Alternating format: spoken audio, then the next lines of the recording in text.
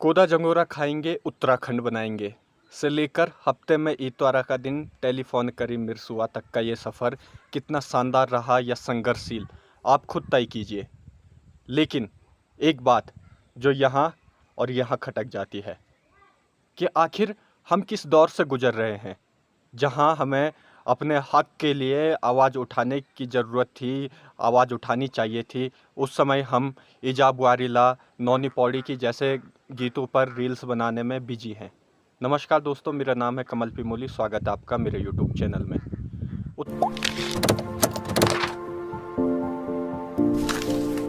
उत्तराखंड में बेरोजगारी world record बनाने जा रही है। हमसे हमारी जल जंगल ज़मीन छीना जा रहा है।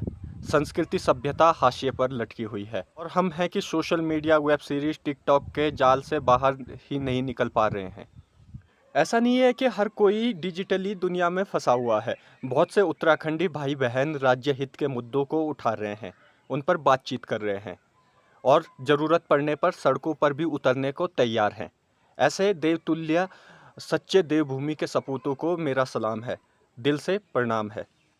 लेकिन मैं उन so called Uttarakhandi social media influencer, अपने उत्तराखंड के नए उभरते हुए संगीतकार, वैसे इन्हें संगीतकार कहना ठीक होगा, खैर जो भी हो, तो उनको लेकर और जो सत्ता में बैठे नेतागण हैं, जो हमारे राजनेता हैं वे, और जो पहाड़ की राजनीति करने वाले लोग हैं, उनसे सवाल करना चाहता हूं कि क्या पहाड़ की अस्मिता और पहाड़ियों के हित के लिए जो लड़ाई लड़ी जा रही है, क्या उसमें उनका भी सहयोग मिलेगा। आजकल वैसे पहाड़ की संस्कृति सभ्यता को बचाने वाले पहाड़ी टी शर्ट पहन खुद को पहाड़ी बताने वालों की कोई कमी नहीं है। अगर मैं एक पत्थर ऊपर फेंकूं तो वो नीचे आकर जिस पर गिरेगा वो अपने आप में एक संस्कृति रक्षक होगा।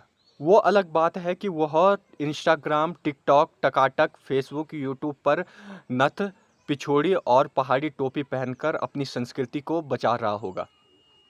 वैसे ये भी कोई आसान काम नहीं है। आखिरकार बहुत मेहनत चाहिए होती है।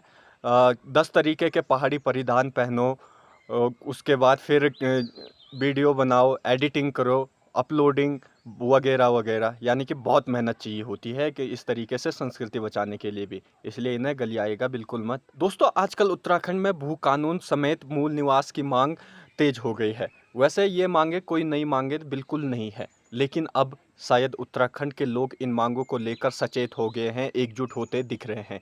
यही वजह है कि यह एक जन आंदोलन का स्वरूप लेने जा रही है। लेकिन यह मुहिम भी बाकी आंदोलनों की तरह बस कुछ दिनों या महीनों तक ही सीमित न हो जाए, इसका भी डर मुझे सता रहा है।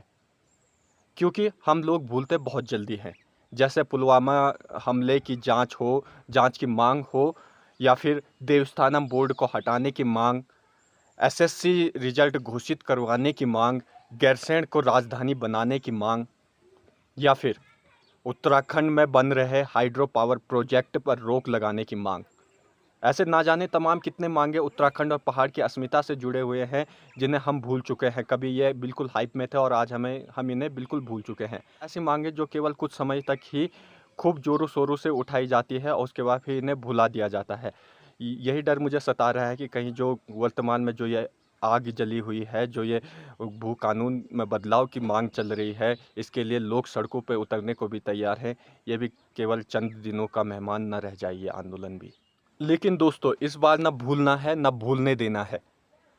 संघर्ष करना है, ज़रूरत पड़े तो लड़ना भी है, लेकिन हार नहीं मानना है।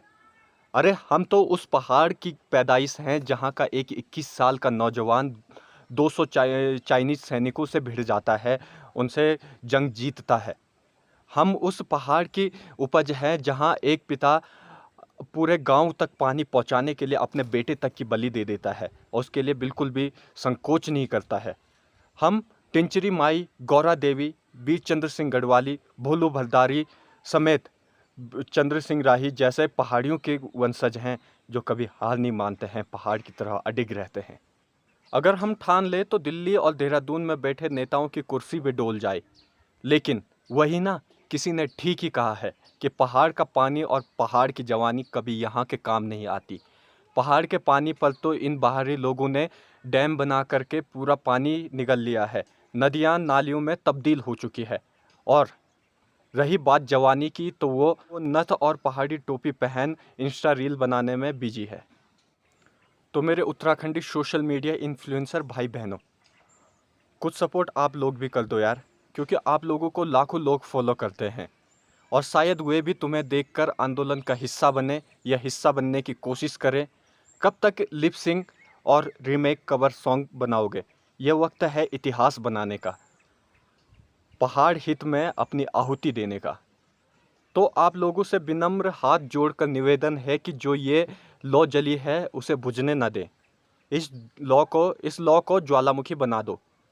कुछ हम करते हैं, कुछ तुम करो, मिलकर देवभूमि को देवभूमि बनाते हैं। इसके लिए अगर सड़कों पर उतरना भी पड़े तो वो भी सही, बस आग नहीं बुझने देनी है। #उत्तराखंड मांगे भू कानून। जय बद्री विशाल।